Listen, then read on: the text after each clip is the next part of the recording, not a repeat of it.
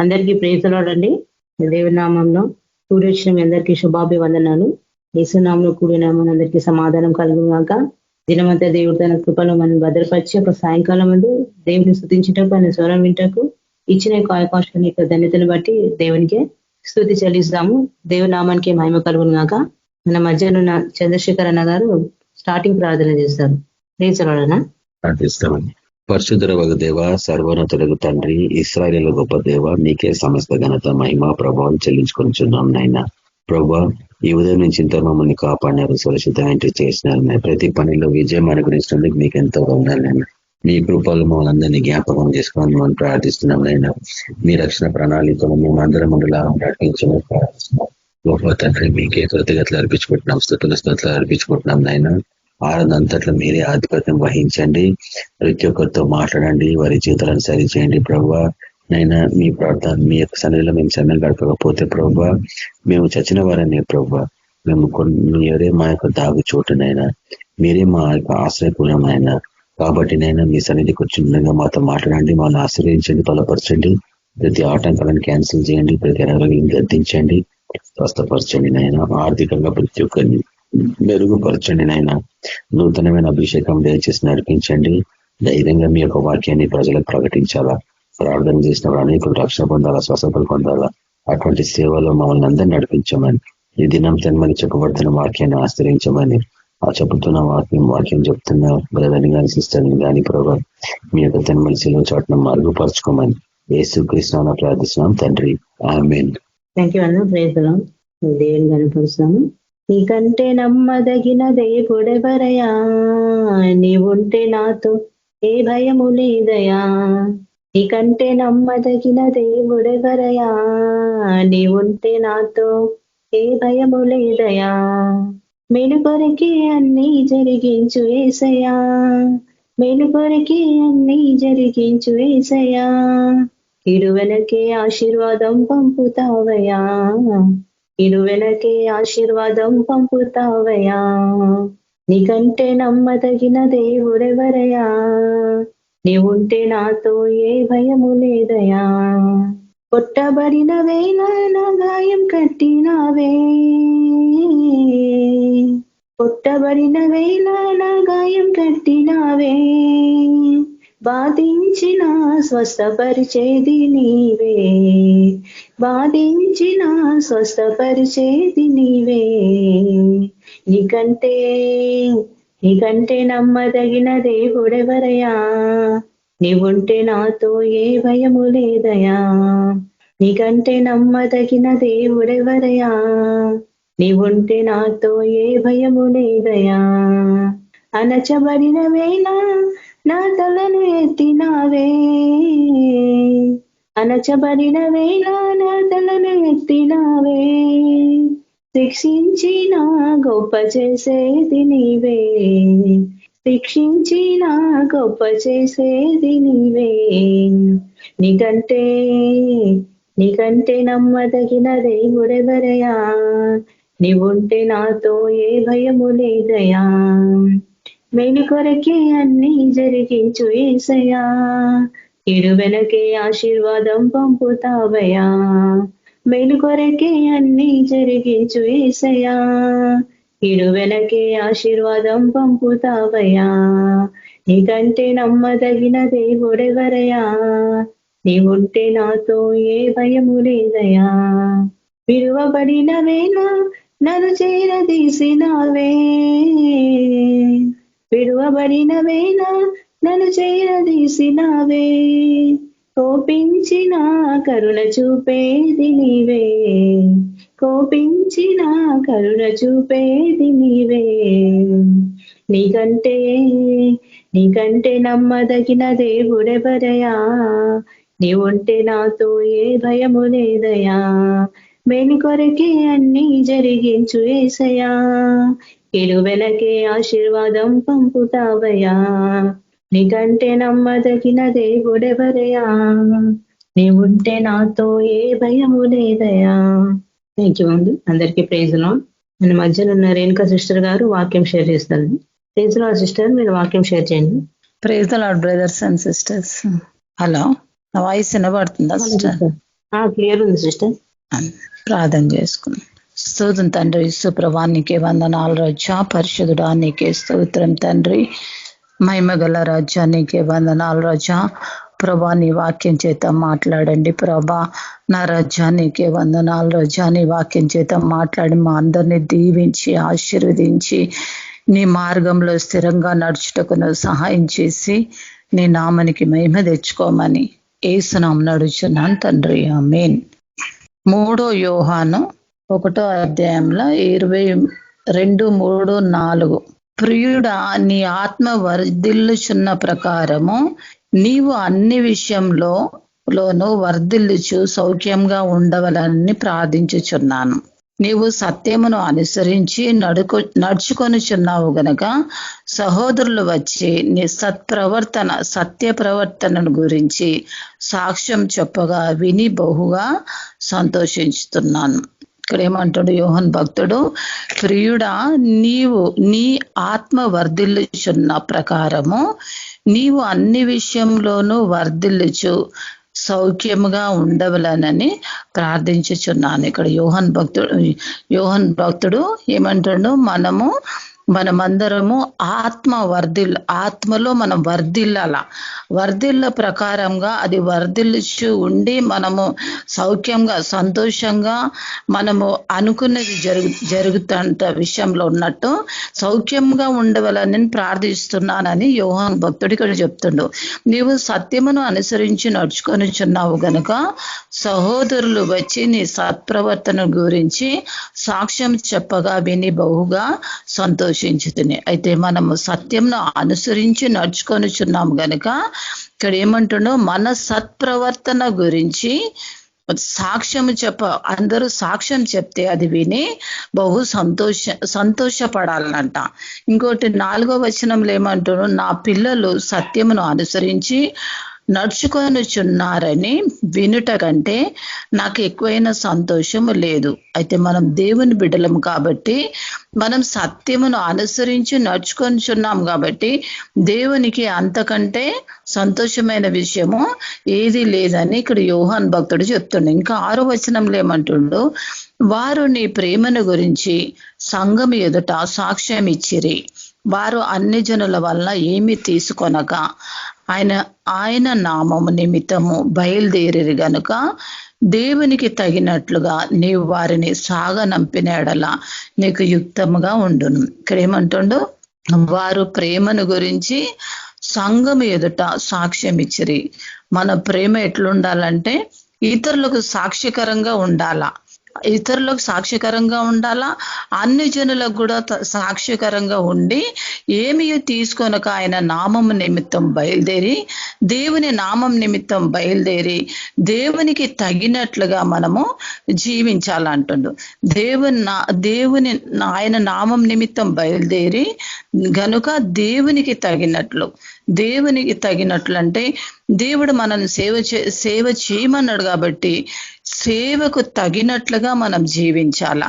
తగినట్లుగా వారిని మనం జీవిస్తే దేవుడు అన్ని విషయంలో మన యందు బహుగా సంతోషిస్తాడంట. ఇంకా 11వ వచనంలో ఏమంటుండంటే, ప్రియుడా చెడు కార్యమును గాక మంచి కార్యమును అనుసరించి నడుచుకొనుము.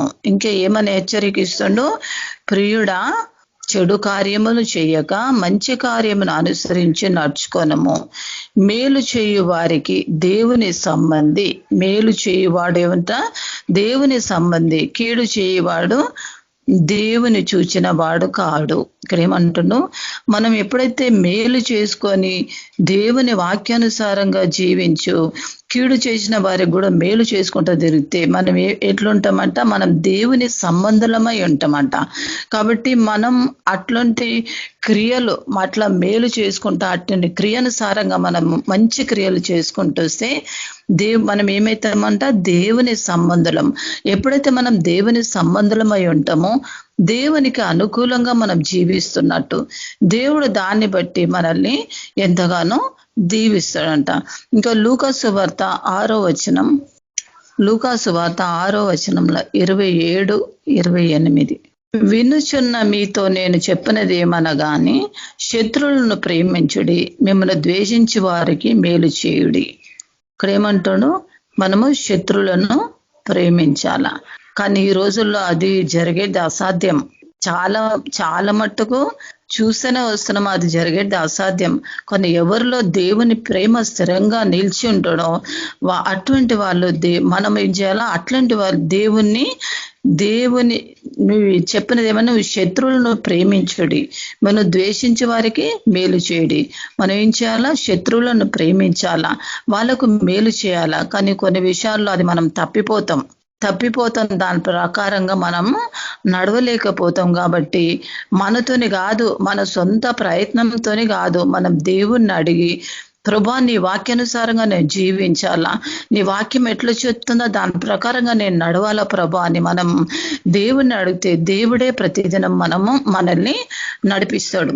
అయితే 28 ఏమంటుండ, మిమ్మల్ని శపించి వారిని దీవించుడి, మిమ్మల్ని బాధించు వారి కొరకు ప్రార్థన చేయుడి. ఇంకేమంటుండో దేవుని వాక్యం ఇక్కడ ఏం చెప్తుందంటే, మిమ్మల్ని శపించే వారిని మీరు దీవించుడి, మిమ్మల్ని బాధించు వారి కొరకు ప్రార్థన చేయాలా అని ఇక్కడ చెప్తున్నాడు. కాబట్టి మనం ఆ విధంగా మనము ప్రయత్నం చేయాలా. అందులో లూకాసు వార్త 21 1, 2, 3 కానుక పెట్టెలో తమ కానుకలను వేయించున్న ధనవంతులను ఆయన పారజూశాను. ఒక బీద విధవరాలు 2 కాసులు అందులో వేయిచుండగా చూసి, ఈ బీద విధవరాలు అందరికంటే ఎక్కువ వేసానని మీతో నిజముగా చెప్పుచున్నాను. 4వ వచనం, వారందరూ తమ కలిగిన సమృద్ధిలో నుండి కానుక వేసిరి గాని ఈమె తన లేమిలో తన కలిగిన జీవం అంతయు వేసనని వారితో చెప్పాను. అయితే ఇక్కడ ఏమంటుండో, ఒక బీద విధవరాలు గురించి దేవుడు ఆమెని చూసిండు అనమాట. ఆమె పరిస్థితిని చూసింది. ఆమె లేని దాంట్లోనే మనకు దేవుని కానుక పెట్టెలో వేసింది. అయితే ఇక్కడ ఏమంటుండు, దేవుడు ఏమంటుండో, ఆమెని పారజూసి ఏమంటుండో, ఆమెనే వేయుచున్న, ఆమెనే ధనవంతురాలు అని అంటున్నాడు. ఒక బీదవాడు విధవరాలు 2 కాసులను అందులో వేయుచుండగా ఆ బీద విధవరాలు అందరికంటే ఎక్కువ వేశానని మీతో నిజముగా చెప్పుచున్నాను. అయితే బీద విధవరాలు వేసిన 2 కానుకలు, ఆ 2 కానుకల్ని దేవుడు ఆమెని ఆశీర్వాదం, ఆమెను ధనవంతులుగా, నువ్వు ధనవంతురాలని దేవుడు ఆమెకు బిరుదు ఇచ్చిండు. కాబట్టి మనం ఎట్టి పరిస్థితుల్లో మనం ఎట్లుండాలా, మన జీవితాన్ని మనము పరీక్షించుకొని దాని ప్రకారంగా మనం జీవించాలి. దాంట్లోనే ఇంకా కీర్తన గ్రంథము 113:6, 7, 8 ఆయన భూమి ఆకాశంలో వంగి చూడ అనుగ్రహించుచున్నాడు. ప్రధానులతోనూ తన ప్రజల ప్రధానులతోనూ వారిని కూర్చుండబెట్టుటకై ఆయన నేల నుండి దరిద్రం లేవనెత్తువాడు, పెంట కుప్ప మీద నుండి బీదలను పైకెత్తువాడు. ఇక్కడ ఇందాక బీద విధవరాలు 2 కాసులు వేస్తే దేవుడు ఏం చేసిండు, ఆమెని తేరి చూసిండు. అయితే దేవుడు ఈ కీర్తనకారుడు దాంట్లో ఏమంటుండు, ఉన్నతమందు దేవుడు పైనున్నాడు, ఆశుడై ఉన్న దేవుడైన యెహోవా పోలిన వాడెవడు, ఆయన భూమి ఆకాశంలను వంగి చూడ అనుగ్రహిస్తున్నాడు. కాబట్టి దేవుడు పైనుండి మనల్ని చూస్తుండు. మనం చేసే ప్రతి పని కానీ ప్రతిది ఏది చేసినా కూడా దేవుడు పైనుంచి మనల్ని వంగి చూస్తున్నాడు. ఆ బీద విధవరాన్ని ఎట్లా చూసిండో, మన పరిస్థితిని, మన బాధను, మన కష్టాన్ని అన్నిటినీ దేవుడు మనల్ని చూస్తున్నాడు పైనుంచి. చూసి ఏమంటున్నాడు ఇక్కడ, ప్రధానులతోనూ తన ప్రజల ప్రధానులతోనూ వారిని కూర్చుండబెట్టుటకై ఆయన నేల నుండి దరిద్రునులు లేవనెత్తువాడు, పెంట కుప్ప మీదుండి బీదలను పైకెత్తువాడు. అయితే నీ పరిస్థితి బాగలేదా, నీ పరిస్థితి దీనస్థితిలో ఉన్నావా, నువ్వు ఏ బాధలో ఉన్నావు, ఏ కష్టంలో ఉన్నావో, ఇక్కడ దేవుడేమంటుండు, ఆయన దరిద్రులను లేవనెత్తనీకే భూలోకం మీద వచ్చిండు. కాబట్టి నువ్వు ఎట్టి పరిస్థితిలో, నేను దీనస్థితిలో ఉన్నా, నేను దరిద్రంగా ఉన్నా, నేను బాధలో ఉన్నాను, ఎప్పుడు బాధపడడానికి వీల్లేదు. దేవుడు నన్ను అందరినీ చూస్తున్నాడు. కాబట్టి తగిన సమయంలో దేవుడు మనల్ని అందరినీ ఆశీర్వదిస్తాడు, మనల్ని పైకి లేపుతాడు. కాబట్టి ఒకటే మనం ఏం చేస్తున్నామంటే, ఆయన ఆయన వాక్యానికి లోబడి వాక్యానికి తగినట్టు మనం జీవిస్తే దేవుడు మన జీవితంలో కార్యం చేస్తాడు. ఆయన నేల నుండి దరిద్రం లేవనెత్తేవాడు, పెంటకుప్ప మీద నుండి బీదలను పైకెత్తేవాడు. అయితే మనం ఎట్టి పరిస్థితుల్లో మనము బీద వాళ్ళము అన్నట్టు ఆ ముద్ర దేవుడు మనకి ఇయ్యలే. ఆ విధవరాలు 2 కాసులు వేసిన ఆమెనే ధనవంతులు అని చెప్తాను. కాబట్టి మన పరిస్థితి ఏ పరిస్థితిలో మనం ఉన్నా కూడా దేవుని దృష్టిలో మనం ధనవంతులమని మనం ధైర్యం తెచ్చుకోవాలా. ఎట్టి పరిస్థితుల్లో మనము బాధపడాల్సిన అవసరం లేదు. మనకి ఏమీ లేదు అన్నట్టు మనము బాధపడవలసిన అవసరం లేదు.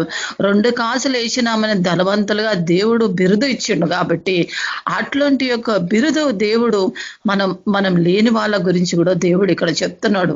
ఆయన దరిద్రులను లేవనెత్తివాడు, పెంట కుప్ప నుండి బీదలను ఒక రోజు లేకుంటే ఒక రోజు మనల్ని దేవుడు పైకెత్తుతాడు. మనం ఎట్టి పరిస్థితుల్లో బాధపడాల్సిన అవసరం లేదు, కృంగిపోవలసిన అవసరం లేదు. కాబట్టి మనము ఆయన పిలుపుకు తగినట్లు మనం జీవించాలా. జీవిస్తే దేవుడు అన్ని విషయంలో మనకు కార్యము చేస్తాడంట. అందులోనే లూకా సువార్త 23:34 యేసు తండ్రి వీరేమి చేయుచున్నారో వీరు ఎరుగరు గనుక వీరిని క్షమించమని చెప్పాను. వారు ఆయన వస్త్రములను పంచుకొని ఇక్కడ ఏమంటుండు, దేవుణ్ణి ఎంతో హింసించుడు. కల్వారి శిల్వ మీద ఆయన మన కొరకు బలి అయ్యిండు. కాబట్టి ఆయనని ఎంతో హింసించిన తర్వాత కూడా దేవుడు హృదయము మన కొరకు తప్పించింది. దేవుని హృదయము మన కొరకు బాధపడ్డది. నా బిడ్డలు నశించిపోవద్దు, నా బిడ్డలు ఈ తప్పుదముల నుంచి బయటికి రావాలంటే నేను బలి కాకుండా తప్పదని చెప్పి ఏం చేశాను, ఆయన బలి అయిపోయినాక కూడా వాళ్ళ మీద కక్ష తీర్చుకోలే. మన హృదయం కూడా అట్లనే ఉండాలా. ఇక్కడ ఏమంటుండో, యేసు తండ్రి వీరు ఏమి చేయుచున్నారో ఎరుగరు గనుక వీరిని క్షమించమని చెప్పాను. అయితే మనల్ని కూడా ఇది మనకు మాదిరిగా చూపెడుతున్నాడు దేవుడు. ఇది మాదిరిగా చూపెడుతున్నాడు. మనం కూడా అదే విధంగా మనం ఉండాలని ఇక్కడ దేవుడు మన దేవుని యొక్క ఆశ, దేవుని యొక్క ఉద్దేశం. కాబట్టి అట్లా మనము నడుచుకోవాలి. ఇంకోటి యోహాను సువార్త 13:34, 35, 38 మీరు ఒకరినొకరు ప్రేమింపవలనని మీకు కొత్త ఆజ్ఞ ఇచ్చుచున్నాను. నేను మిమ్మల్ని ప్రేమించినట్లే మీరుని ఒకరినొకరు ప్రేమింపవలను. మీరు ఒక నీడలో ఒకడు ప్రేమ కలిగిన వారైన ఎడల దీన్ని బట్టి మీరు నా శిష్యులని అందరూ తెలుసుకొందరు. అయితే ఇక్కడ ఏమంటుండో, ఇక్కడ యోహాన్ భక్తుని ద్వారా మనము ఒకరికొకరు దేవుడు ఒక ఆజ్ఞ ఇచ్చిండు మనకు, ప్రేమింపవలెను అని. కానీ ప్రేమింపవలెను అని ఆజ్ఞ ఇచ్చిండు, కానీ మనం కొన్నిసార్లు అది తప్పిపోతాం. అయితే ఇక్కడ దేవుడు ఏమంటుండు, అది తప్పిపోకుండా మనం ఒకరినొకరు ప్రేమింపవలను అని ఆజ్ఞ దేవుడు ఇచ్చిండు. ఆజ్ఞ ప్రకారంగా మనము నడుచుకోవాలి. ఆజ్ఞ ప్రకారంగా మనం ఒకరికొకరు ప్రేమ కలిగి ఉండాలా. ప్రేమ కలిగి ఉండాలంటే ప్రేమ ప్రతిదీ సహిస్తేది, ప్రతిదీ భరిస్తేది. కాబట్టి అట్లాంటి ప్రేమ మనలో ఉంటేనే ఇతరులను మనం క్షమించగలము, ఇతరులను మనము దగ్గర తీసుకోగలము. అయితే దాంట్లోనే మీరు ఒక్కని ఎడల ఒకడు ప్రేమ కలిగిన వారైనడల దీనిని బట్టి మీరు నా శిష్యులని అందరూ తెలుసు. మనం ఏం చేయాలి, మనం ఆయన శిష్యులని మన సాక్ష్యం నిలబెట్టుకోవాలా. ఎట్లా నిలబెట్టుకోవాలా, మనము ఆయనని ప్రేమించి ఇతరులను కూడా మనం దేవుణ్ణి ఎట్లా ప్రేమిస్తాం, ప్రతిరోజు ప్రార్థన చేస్తాం, వాక్యం చదువుతాం, వర్షిప్ చేస్తాం, అన్ని దేవుణ్ణి ఎట్లా మనం ఆశ్రయిస్తున్నాం, ప్రతిరోజు మన శత్రువులను కూడా మనం ప్రేమించినట్లయితే మనం ఏమైతామో దేవునికి శిష్యులని సంఘంలో కానీ ప్రతి చోట్ల కూడా మనము సాక్షిగా ఉండగలుగుతామంట. ఎప్పుడైతే మనము ఇతరులను ప్రేమించి శత్రువులను ప్రేమించి ఆజ్ఞ ప్రకారంగా మనం నడుచుకుంటే దేవుడు మన జీవితంలో గొప్ప కార్యము చేస్తాడంట. యోహానుల 16:20 మీరు ఏడ్చి ప్రలాపింతురు గాని లోకము సంతోషించును, మీరు దుఃఖింతురు గాని మీ దుఃఖము సంతోషమగునని మీతో నిశ్చయముగా చెప్పుచున్నాను. ఇక్కడ ఏమంటుండో, మీరు ఏడ్చి ప్రలాపింతురు గాని లోకము సంతోషింతురు. లోకం తీరే ఆ తీరు ఇక్కడ దేవుడు ముందే చెప్తున్నాడు. మనం ఏడుస్తుంటే లోకం సంతోషిస్తుందంట. కానీ దేవుడు సంతోషించే దేవుడు కాదు. దేవుడు ఆదరించే దేవుడు, దయగల దేవుడు, ప్రేమించే దేవుడు. ఆయనని మనం ఆశ్రయించినాము కాబట్టి లోకము సంతోషించినా కూడా మనము దాన్ని పట్టించుకోడు. ఇక్కడ ఏమంటున్నా, మీరు దుఃఖింతురు గాని మీ దుఃఖము సంతోషమగని మీతో నిశ్చయంగా చెప్పుచున్నాను. అయితే మనం ఏడ్చి ప్రలాపించినా కూడా, లోకము సంతోషించినా కూడా దేవుని దృష్టిలో దేవుడు ఏమంటాడు, ఆ దుఃఖాన్ని సంతోషంగా మారుస్తాడంట. ఆ మారుస్తాడు. అప్పటి వరకు మనము దేవుని యందు నిరీక్షణ కలిగి ఉంటే దేవుడు తప్పకుండా మనల్ని సంతోషంగా మారుస్తాడంట. అయితే ఇక్కడ 1 తిమోతి 6:10, ఎందుకనగా ధనాపేక్ష సమస్తమైన కీడులకు మూలము. కొందరు దానిని ఆశించి విశ్వాసం నుండి తొలగిపోయి నానా బాధలతో తమను తాము పొడుచుకొనేరి. అయితే ఇక్కడ ఏమంటుండో, ధనము గురించి దేవుడు మాట్లాడుతున్నాడు. ధనాపేక్ష సమస్తమైన కీడులకు మూలము. దీని గురించి ఒక చిన్నగా నేను అనుభవించింది చెప్తా. చాలా రోజుల క్రితము నేను ఒక వస్తువు ఆర్డర్ చేస్తే ఏమైంది, ఆ వస్తువు నాకు రాలేదు. అది చాలా ఇంపార్టెంట్. అది రాలేదు. నా తర్వాత 2 రోజుల తర్వాత వేరే ఒకళ్ళు ఆర్డర్ చేసి ఏమైంది, నాకు రాలేదు కానీ 2 రోజుల తర్వాత ఆర్డర్ చేసిన వాళ్ళకి వచ్చింది.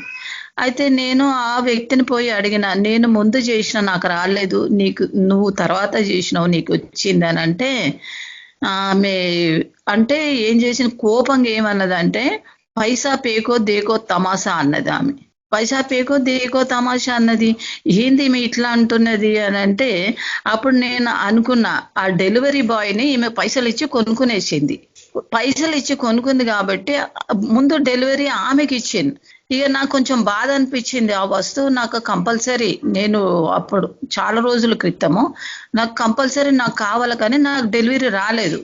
అయితే నేను తొందరగా ఆఫీస్కి వెళ్ళి వాళ్ళని అడిగిన, మరి నేను ముందు బుక్ చేసినాను కదా, మరి నాకు రాలేదు వాళ్ళకు వచ్చింది అని అంటే, నాకు తెలియదు ఆ రోజు అక్కడ ఆడిట్ అవుతుందంట, నాకు తెలియదు. అయితే నేను అట్లనే పోయి వాళ్ళని అడుగుతుంటే ఆ ఆడిటర్ నన్ను అడిగిండు. నేను ఆడిటర్ అని నాకు తెలియదు. ఆయన అడిగిండు, ఏందంటే ప్రాబ్లమ్ ఇది అని చెప్తే ఎవరు డెలివరీ చేసిండ్రు ఆ డెలివరీ బాయ్ని ఇమీడియట్ గా తీసేయాలా అని చెప్పినట్టున్నారు.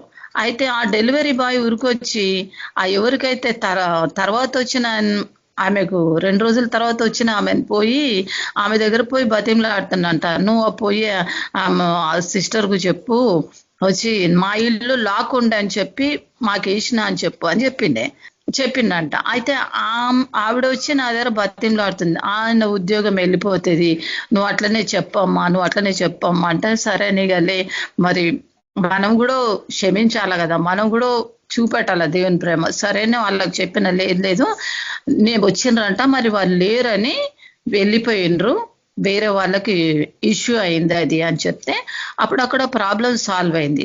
అక్కడ ఏమైందంటే, పైసా పేకో దేకో సమాస అంటే పైసలు ఇచ్చి కొనుక్కున్నారు. అట్లా ఈ రోజుల్లో అట్లాంటిది చాలా జరుగుతుంది. ధనాపేక్ష లగుటకు ఎందుకనగా ధనాపేక్ష సమస్తమైన కీడులకు మూలము. అయితే ధనం ఉండాల, దాన్ని ఎక్కువగా అపేక్షిస్తే మూలం. ఇక్కడ ఏమంటే, ఎందుకనగా ధనాపేక్ష సమస్తమైన కీడులకు మూలము. కొందరు దానిని ఆశించి విశ్వాసం నుండి తొలగిపోయి నానా బాధలతో తమను తాము పొడుచుకొనిరి. అయితే ఇక్కడ ఏమంటున్నాం, మనలో ధనాపేక్ష ఉండకూడదంట. ధనం ఉండాల కానీ ఎక్కువగా దాని గురించి దాని వెనుక పరిగెత్తుకొని కొంతమంది ఏం చేస్తారు, కీడ ద్వారా అంటే చెడు పనుల ద్వారా కూడా డబ్బులు సంపాదిస్తారు. అయితే ఆ ధనాపేక్ష మనలో ఉండకూడదని ఇక్కడ ప్రభు మనకు హెచ్చరిస్తుండు. కాబట్టి ఇక్కడ ఏమంటుండు, కొందరు దానిని ఆశించి విశ్వాసం నుండి తొలగిపోయి నానా బాధలతో తాము పొడుచుకొనిరి. అయితే ఈ రోజుల్లో చాలా మంది అదే పద్ధతిలో ఉన్నారు. పైసా పేకో దేకో తమాసా అని. కొంతమంది ఏం చేస్తారంటే డబ్బులు ఇచ్చి కొనుక్కునేస్తారు కొంతమందిని.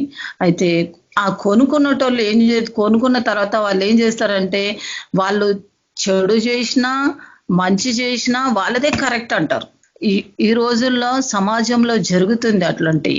కాబట్టి మనం దేవుని బిడ్డలమై ఉన్నాం కాబట్టి మనము దేవుని వాక్యానుసారంగా దేవుని చెప్పిన విధంగా మనము నడుచుకుంటే దేవుడు మన జీవితాల్లో కార్యం చేస్తాడు. కీర్తన గ్రంథము 130:3-4. యెహోవా నీవు దోషములను కనిపెట్టి చూచినడలా ప్రభువా ఎవడు నిలవగలడు?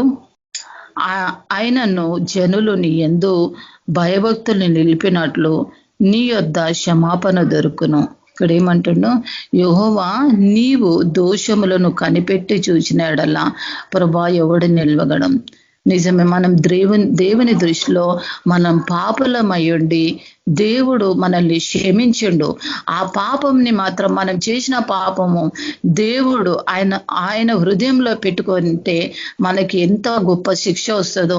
కానీ అది మనం చెప్పనే కాదు. యెహోవా దోషంలో కనిపెట్టి చూసినాడలా ప్రభువా దేవుని సన్నిధిలో ఎవరు నిలవగలరు? పాపులు మనం అంతగనము పాపంలో ఉండి తిరిగి మనము పవిత్రులమై దేవుని సన్నిధిలో వచ్చినాం కాబట్టి పాపులమై ఉన్నా కూడా దేవుడు మన మీద మనల్ని కరుణించి మనల్ని సజీవుల లెక్కలో పెట్టిండు. ఈరోజు నేను మీ ముందు వాక్యం చెప్తున్నా, సజీవుల లెక్కలో నేను వాక్యం చెప్తున్నా. అసలు లెక్క ప్రకారంగా నేను చనిపోవలసిన దాన్ని, కానీ దేవుడు కాపాడిండు. ఇక్కడ ఏం దోషములను కనిపెట్టి చూచినాడలా ప్రభా ఎవడు నిలవగలడు? నిజంగా మనం అంతగనము పాపం చేసి దోషులమైనా కూడా దేవుడు మనల్ని క్షమించి సజీవుల లెక్కలో పెట్టి మన ప్రతి అవసరమును తీర్చి మనల్ని ఆయన మార్గంలో నడిపించి కల్వారి సిలువ యొక్క రక్తం ద్వారా మనల్ని కొనుక్కున్నాడు దేవుడు. కాబట్టి ఈరోజు మనం సజీవుల లెక్కలో ఆయన ముందు సాక్ష్యం పలుకుతున్నాం. ఆయనను జనులు నీ యందు భయభక్తిని నిలుపునట్లు నీ యొద్ద క్షమాపణ దొరుకును. అయితే ప్రతి పాపిని కూడా దేవుడు క్షమించాడు. ఆయన దగ్గరనే మనకు క్షమాపణ ఉంది. ఇంకెవరి దగ్గర మనకు క్షమాపణ అనేది లేదు. అయితే యెషయా గ్రంథము 51:7. నీతిని అనుసరించు వారల్లారా నా మాట వినుడి, నా బోధను హృదయమందు ఉంచుకొను జనులారా ఆలకించుడి. మనుషులు పెట్టు నిందకు భయపడకుడి, వారి దూషణ మాటలకు దిగులు పడకుడి. ఇక్కడ ఏమంటున్నాడు? నీతిని అనుసరించు వారల్లారా.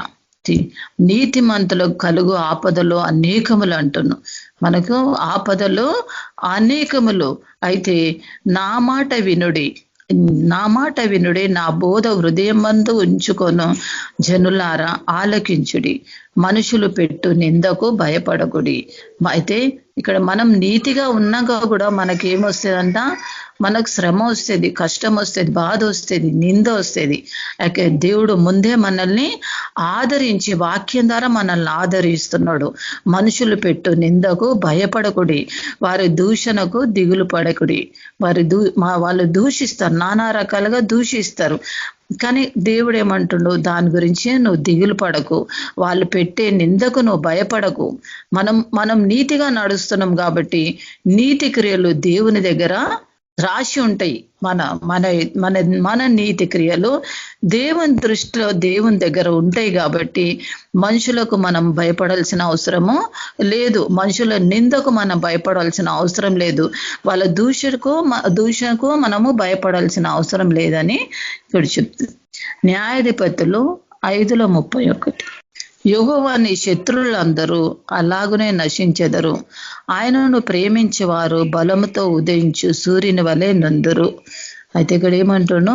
శత్రువులందరూ, మన మీద లేస్తున్న శత్రువుల్ని దేవుడు నశింపజేస్తాడు. మనం ఆయనను ప్రేమిస్తున్నాం కాబట్టి మనకేముంటుందంట? దేవుడు ఎంతో బలము ఆదరణతోటి మనల్ని ఆదరిస్తే మనల్ని పైకి లేపుతాడంట. అయితే రోమలకు రాసిన గ్రంథం 6:23. ఏలైనగా మన పాపం వలన వచ్చు జీతము మరణము, అయితే దేవుని కృపావరము మన ప్రభు అయిన యేసుక్రీస్తునందు నిత్య జీవము. అయితే మనము పాపలమై ఉండగా పాపం వలన వచ్చు జీతము మరణము. అయితే పాపం వలన మనకు మరణం రావాల్సింది. మన జీతం ఏంది? మరణం రావాలా. కానీ దేవుడు ఏం చేసిండు? మన మరణాన్ని ఆయన సిలువ పైన బలి అయి మనకేం చేసిండు? దేవుని ఆయన యొక్క కృప, ఆయన యొక్క ఆశీర్వాదం, ఆయన యొక్క జీవము మనకు నిత్యము మనం ఉండుటట్టు దేవుడు మనకు అనుగ్రహించిండు. కీర్తన గ్రంథం 40:5. యెహోవా నా దేవా, నీవు మా ఎడల జరిగించిన ఆశ్చర్య క్రియలను, మా ఎడల నీకున్న తలంపులను బహు విస్తారములు, వాటిని వివరించి చెప్పదని అనుకుంటున్నా, అవి లెక్కకు మించి ఉన్నవి, నీకు సాటైన వాడొక్కడునూ లేడు. అయితే దేవుడు మన జీవితంలో ఎన్నో ఆశ్చర్యకార్యాలు చేసి ఉంటాడు. ఇక్కడ ఏమంటాడో, నువ్వు చెయ్యి ఆశ్చర్య కార్యాలు, ఆశ్చర్య క్రియలు మా ఎడల ఎంతో ఉన్నాయి. మన జీవితంలో మనం లెక్క పెట్టాలంటే దేవుడు మన జీవితంలో చేసిన ఆశ్చర్య కార్యాలు చాలా ఉన్నాయి. అయితే తలంపు మా ఎడల నీకున్న తలంపులు బహు విస్తారములు. ఆయన మన జీవితంలో ఆశ్చర్యకార్యాలు జరుగుతున్నాయి. ఎందుకంటే మన పట్ల ఆయనకు ఒక ఉద్దేశం ఉంది. కాబట్టి ఇక్కడ ఏమంటుండో, బహు విస్తారములు, వాటిని వివరించి చెప్పదని అనుకుంటున్నా, అవి లెక్కకు మించి ఉన్నవి. అయితే దేవుని చేసిన ఆశ్చర్య కార్యాలు మనం లెక్క పెట్టలేము. ఆయన చేసిన క్రియలు ప్రతి అడుగున, ప్రతి నడకన, ప్రతి రోజు దేవుడు మన జీవితంలో ఒక నూతన క్రియ, ఒక ఆశ్చర్య క్రియ మన జీవితంలో జరిగిస్తుండు. మనం అది కొన్నిసార్లు మనం గ్రహించము కాబట్టి మనము దేవునికి కృతజ్ఞతలు చెల్లించలేకపోతాం. అయితే ఇక్కడ దేవుడు ఏమంటాను, దేవుడు చేసిన ఆశ్చర్య కార్యాలు చాలా ఉన్నాయి, మనం వివరించలేము. కాబట్టి మనము ఏం చేయాలా, ఆయన కృతజ్ఞత కలిగి మనము జీవించాలా. అయితే ద్వితీయోపదేశ కాండంలో 11:26-27 ఇక్కడ ఏమంటూ, నేడు మీకు ఆజ్ఞాపించు మీ దేవుడైన యెహోవా ఆజ్ఞలో మీరు వినునెడల దీవెనయు, మీరు మీ దేవుడైన యెహోవా ఆజ్ఞలను వినక నేడు నేను మీకు ఆజ్ఞాపించు మార్గం విడిచి. అయితే ఇక్కడ ఏమంటుండంటే, దేవుడు మనకు కొన్ని ఆజ్ఞలు ఇచ్చిండు, ఆజ్ఞ ప్రకారంగా మనము నడుచుకోవాలా అంటుండు. ఆజ్ఞ ప్రకారంగా నడుచుకోవాలంటే దేవుడు ఏం చేస్తుండంటే, మంచి చెడు రెండు భూలోకంలో ఉన్నాయి. అయితే మంచి చెడు రెండు భూలోకంలో ఉన్నాయి కాబట్టి రెండిటిని మనం పాటించలేము. అయితే దేవుడు ఏం చేస్తుండు, మంచి చెడు రెండు మన చేతుల్లోనే పెట్టిండు. మంచిదేది చెడు ఏది రెండు మన చేతుల్లోనే పెట్టిండు. ఒక ఉదాహరణకు మనం వెజిటేబుల్ మార్కెట్కి పోతాం అనుకో, వెజిటేబుల్ మార్కెట్లో మంచి ఉంటాయి, చెడు ఉంటాయి. మనం ఏం చేస్తాము, అన్ని మంచియే ఎత్తుక్కుంటాం, చెడు అయితే మనం తీసుకోము కదా. అయితే ఇక్కడ దేవుడు ఏమంటుండు, ఈ లోకంలో మంచి చెడు రెండు ఉన్నాయి, రెండు నీ చేతుల్లోనే పెట్టినా కాబట్టి మంచి ఏదో అది మంచి తీసుకుంటావా, చెడు తీసుకుంటావా? మనం దేవుని బిడ్డలమై ఉన్నాం కాబట్టి మనం మంచియే కోరుకొని దేవుని ఆజ్ఞానుసారంగానే మనం నడుచుకుంటాం. కాబట్టి మనం ఇక్కడ ఏమంటుండో, మనం దేవుని ఆజ్ఞానుసారంగా నడుచుకుంటాం కాబట్టి దేవుని యొక్క దీవెన మనకు ప్రతిరోజు మనం పొందుకుంటున్నాం. కాబట్టి మనం దేవుని ఆజ్ఞానుసారంగా నడుచుకొని మంచియే మనం వెతుకొని, భూలోకంలో మంచియే మనం వెతుకొని దేవుని వాక్యానుసారంగా మనం జీవించాలి. అయితే రోమాల 8:31 ఇట్లుండగా ఏమందుడు, దేవుడు మన పక్షంగా ఉండగా మనకు విరోధి ఎవరు? అయితే ఇక్కడ ఏమంటుండో, దేవుడు మన పక్షాన ఉన్నాడు. దేవుడు మన పక్షాన ఉంటే విరోధి ఎవరు ఉన్నారా? మనకు విరోధి ఎవరు లేరు. కాబట్టి మనం దేవుని పక్షంగా ఉన్నాం, దేవుని వాక్యానుసారంగా నడుస్తున్నాం. ఈ భూలోకంలో మంచినే మనం ఎంచుకొని దాని ప్రకారంగా మనం నడుస్తున్నాం. కాబట్టి దేవుడు తప్పకుండా మన జీవితంలో అద్భుత కార్యాలు, ఆశ్చర్యకార్యాలు జరిగించి మన జీవితంలో గొప్ప కార్యాలు జరిగిస్తాడంట. దేవుడు ఈ చిన్న వాక్యం దీవించినాం. స్తోత్రం తండ్రి. యేసు ప్రభా నీకే వందనాలు రాజా, పరిశుద్ధుడా నీకే స్తోత్రం తండ్రి. ప్రభా నీ వాక్యానుసారంగా నువ్వు మాట్లాడావు తండ్రి. ప్రభా నీ వాక్యానుసారంగా మేము జీవించుటకు నువ్వు సహాయం చేసి నీ నామానికి మహిమ తెచ్చుకోమని యేసు నామమున అడుగుచున్నాను తండ్రి. ఆమేన్. ఆమేన్. Thank you sister. Praise lord. John brother, praise lord brother. Sir praise lord. ఆశీర్వాదం బ్రదర్. మన ప్రభు అయిన యేసుక్రీస్తు కృప, పరిశుద్ధ నడిపింపు మనందరికీ సదాకాలం తోడైను గాక. ఆమేన్. ఆమేన్. అందరికీ ప్రైజ్ లార్డ్. Praise Lord. అందరికీ ప్రైజ్ లార్డ్.